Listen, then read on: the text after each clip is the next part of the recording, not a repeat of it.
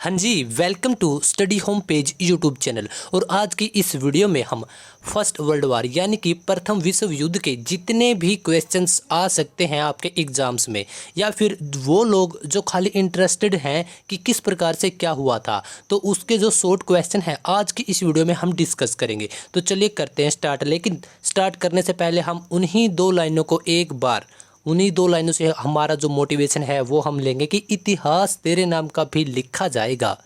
इतिहास तेरे नाम का भी लिखा जाएगा अगर कुछ समय तू किताबों पर लगाएगा। दोस्तों, किताब वास्तव में लाइफ बहुत बदल कर रख देती है। अगर आप किताबों के टच में नहीं है तो आप बुक्स के टच में ज़रूर आइए। तो यह है एक पिक्चर जो कि 1914 के जो हमारा प्रथम विश्व युद्ध हुआ था उसको दर्शाती है, और फर्स्ट वर्ल्ड वार यहाँ पे लिख भी रखा है। और ये वो प्रमुख कंट्रियाज थी जो जहाँ पर सबसे पहले यहाँ पर युद्ध स्टार्ट किया गया था। तो एक हल्का सा यह मैप है यूरोप महाद्वीप का यह मैप है। और इसमें आपको पता होना चाहिए, जैसे कि यहाँ पे लिख रखा है ऑस्ट्रिया हंगरी, और उसके साथ में यहाँ पे आपको बिल्कुल जूम करके दिखा देता हूँ, ये है सर्बिया। तो स्टार्टिंग में इन्हीं दो देशों के बीच कंट्रोवर्सी होती है, यानी कि यहीं से जो युद्ध होता है वह स्टार्ट होता है।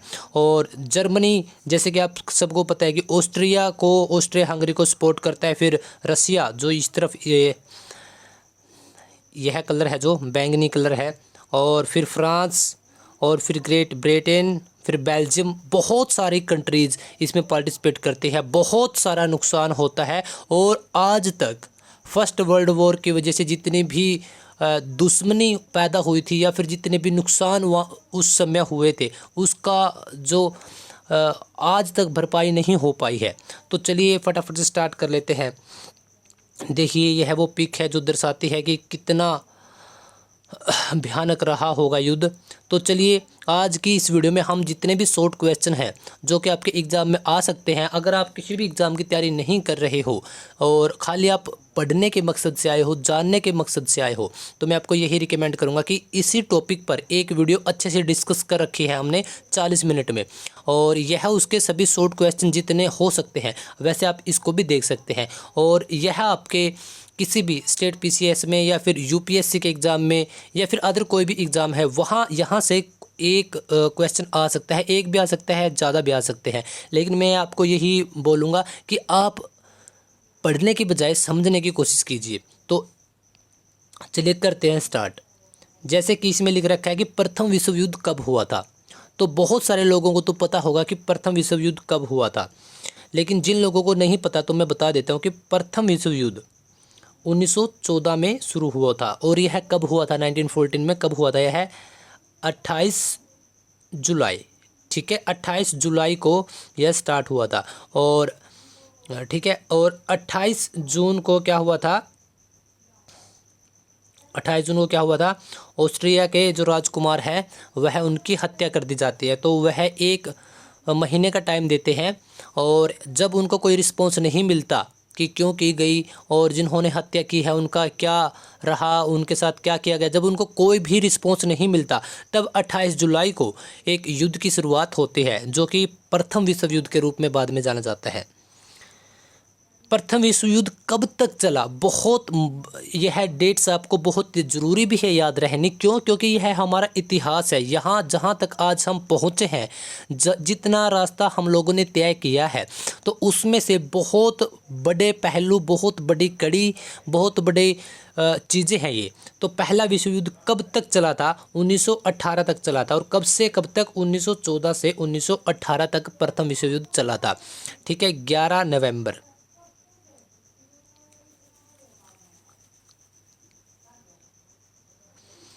तो चलिए फिर आगे देख लेते हैं। प्रथम विश्व युद्ध कुल कितने समय तक चला, यानी कि कुल कितने दिनों तक चला?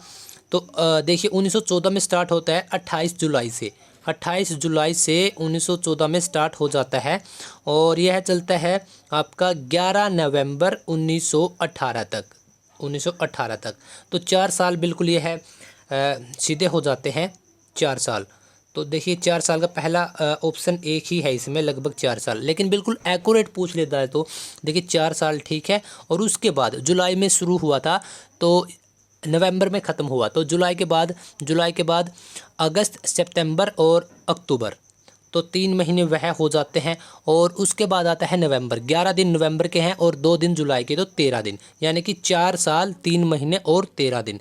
और इसमें ऑप्शन है 4 साल वाला, तो यह हमारा एक्यूरेट हो जाएगा। प्रथम विश्व युद्ध कुल कितने समय तक चला? यह है शायद रिपीटेड क्वेश्चन है, वही है ये। तो चलिए आगे चलते हैं कि प्रथम विश्व युद्ध में कुल कितने देशों ने भाग लिया। बहुत मोस्ट इंपॉर्टेंट क्वेश्चन। और मैं तो बल्कि आपको यह कहूँगा कि आप एग्ज़ाम का तरीके से पढ़ रहे हैं या फिर आप वैसे एक जनरल अंडरस्टैंडिंग के लिए पढ़ रहे हैं, तो आपको पता होना चाहिए कि जो प्रथम विश्व युद्ध हुआ था उसमें फर्स्ट वर्ल्ड वॉर में 37 कंट्रीज़ ने अपना पार्टिसिपेट किया था। आपको अच्छे तरीके से यह बात याद रहनी चाहिए कि 37 देशों ने इस युद्ध में भाग लिया था, जिसमें हमारा प्यारा भारत देश ने भी भाग लिया था। और चलिए नेक्स्ट क्वेश्चन पर चलते हैं। प्रथम विश्व युद्ध में कुल कितने लोगों ने भाग लिया? देखिए वहाँ पे कंट्रीज थी कि 37 कंट्रीज ने पार्टिसिपेट किया था। लेकिन अब पूछ रहे हैं कि प्रथम विश्व युद्ध में कुल कितने लोगों ने भाग लिया, कुल कितने पीपल्स थे जिन्होंने इसमें अपना योगदान दिया था। तो वह कितने थे? वह थे लगभग 6 करोड़ लगभग इतने लोगों ने इस युद्ध में भाग लिया था। तो आप सोच सकते हैं कि आज वर्तमान में हमारी जब पॉपुलेशन 140 यानी कि 140 करोड़ है, तब कितनी रही होगी आज से तकरीबन 108 साल पहले 1914 में, तब कितनी रही होगी। और उसमें से देखिए बहुत मेजर पार्ट, बहुत बड़ा पार्ट है कि 6 करोड़ लोगों ने इसमें अपना इन्वॉल्वेशन दिया, अपना पार्टिसिपेट किया। तो 6 करोड़ आपको याद रखना है। प्रथम विश्व युद्ध में कुल कितने लोगों की जान चली गई, यानी कि जो वीरगति को बोल सकते हैं प्राप्त हुए, या फिर बोल सकते हैं कि जिनकी डेथ हो गई थी, तो वह कितने लोग थे? लगभग 1 करोड़ और 70 लाख, यानी कि 170 लैक्स बोल सकते हैं, 170 लाख या फिर 1 करोड़ 70 लाख, 170 लैक्स या 1 करोड़ 70 लैक्स आप इसको बोल सकते हैं कि इतने लोगों की जो क्या है वो जान चली गई थी। गाइज आप देख सकते हैं कि इतने लोगों की जान चली गई थी। और आज 170 करोड़ बहुत सारे इंडिया के अंदर बहुत सारे ऐसे स्टेट हैं जिनकी पॉपुलेशन 170 करोड़ या इसके आसपास होगी। तो आप सोच सकते हैं कि इतनी बड़ी स्टेट की लगातार हर इंसान जो उसमें रहने वाला है उसकी डेथ हो जाए, तो आप सोच सकते हैं कि कितनी मेजॉरिटी में डेथ्स हुई थी। तो चलिए 1 करोड़ 70 लाख। प्रथम विश्व युद्ध में कुल कितने सैनिकों की जान गई? देखिए वहाँ पर बोला गया था कुल, यानी कि टोटल उतने लोगों की डेथ्स सामने आई थी। अब बोला गया कि उनमें से कितने सैनिक थे, और यह सैनिक अलग अलग कंट्रीज़ के थे, क्योंकि एक कंट्रीज़ के इसमें कोई सैनिक नहीं थे, अलग अलग सभी कंट्रियों के 37 कंट्रीज़ थी। तो उसमें से कितने सैनिक थे जिनकी डेथ हुई थी? तो आपको ध्यान रखना है कि लगभग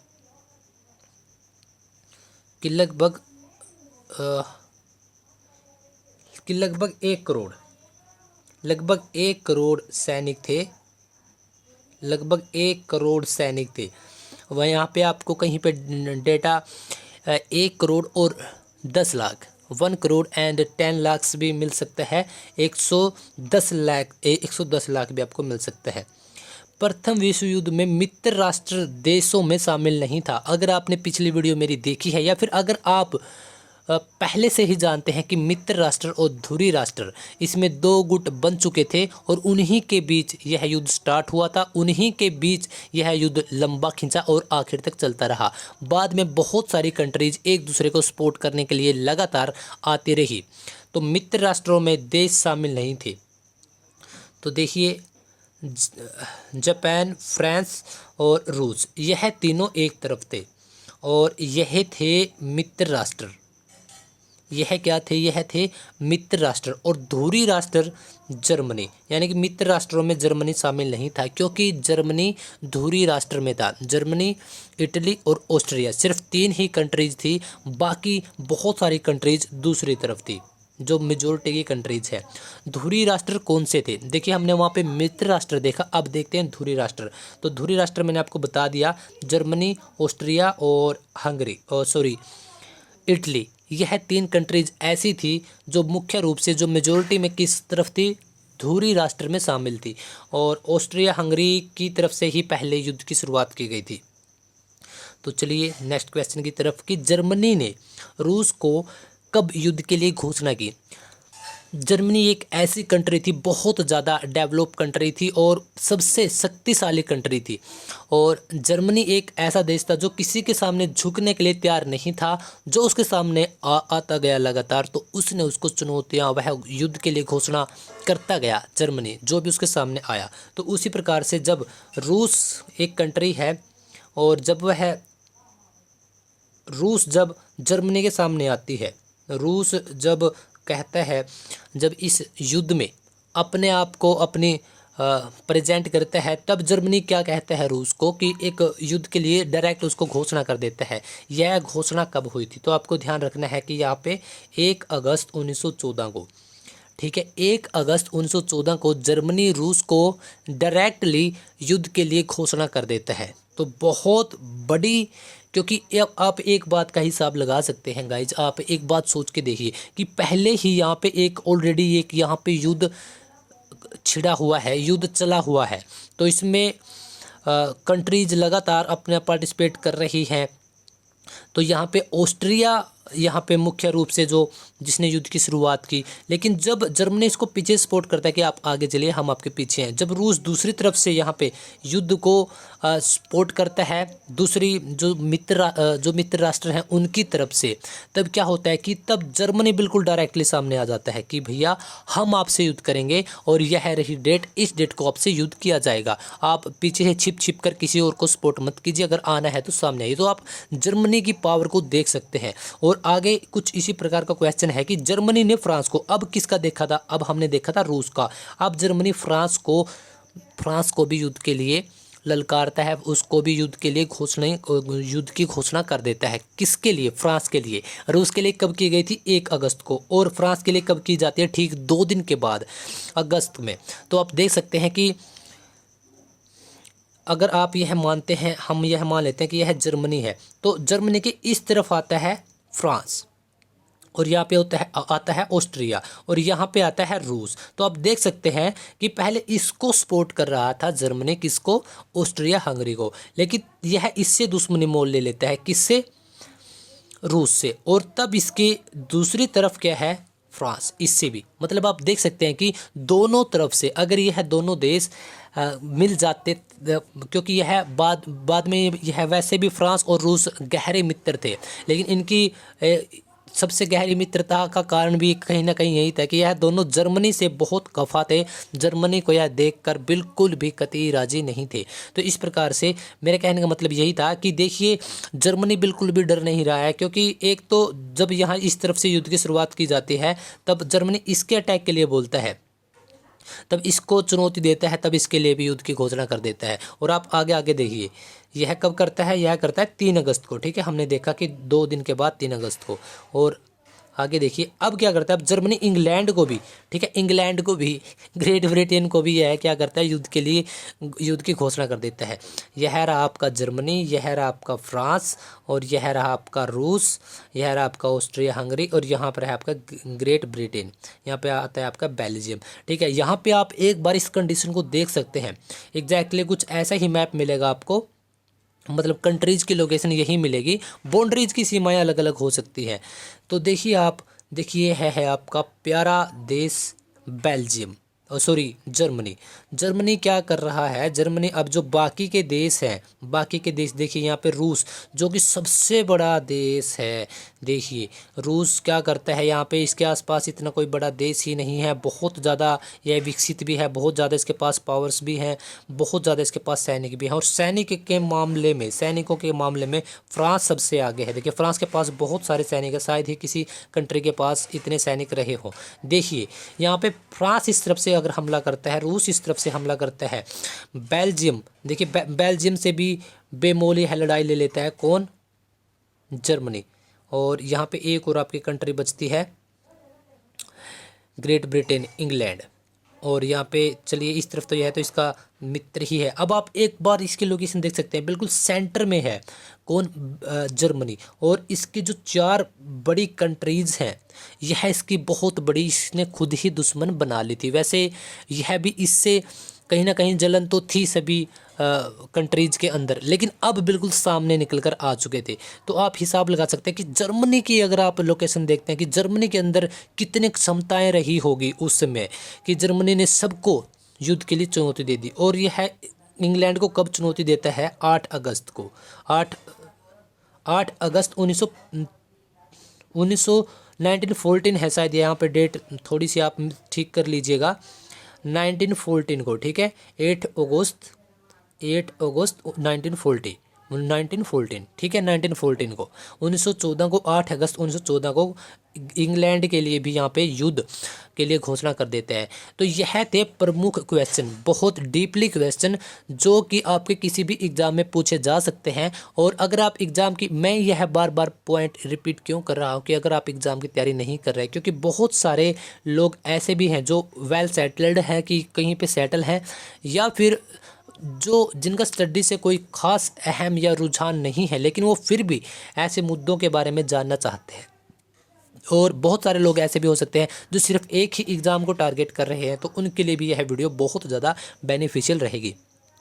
और गाइज, आपके लिए यूपीएससी या फिर स्टेट पीसीएस, हरियाणा के कोई भी एग्ज़ाम हो, एसएससी का कोई भी, रेलवे के कोई भी एग्ज़ाम हो, पुलिस, क्लर्क, या फिर ग्रुप ए, बी, सी या फिर डी, किसी भी प्रकार का आपका एग्ज़ाम हो, और ख़ासकर यहाँ पर हिस्ट्री की क्लासेज आप ज़रूर देख सकते हैं। वैसे यह भी हमारी हिस्ट्री से ही रिलेटेड क्लास थी, लेकिन आपको बिल्कुल डीपली जिसमें आपको पूरा पढ़ाया जाता है, वह क्लास भी आप देख सकते हैं। और बिल्कुल फ्री में आपको सभी कोर्सेज पढ़ाए जा रहे हैं, बस आप में सुनने की और सीखने की इच्छाएं होनी चाहिए। अगर आपको चैनल पर यह लगता है कि वास्तव में स्टडी होम पेज चैनल की तरफ से आपको बिल्कुल अच्छा पढ़ाया जा रहा है और अच्छा सिखाया जा रहा है, तो आप इस चैनल को सब्सक्राइब जरूर कर सकते हैं। ठीक है गाइज, आपकी वीडियो के बारे में क्या राय है ज़रूर बताइएगा। तो मिलते हैं अगली वीडियो में।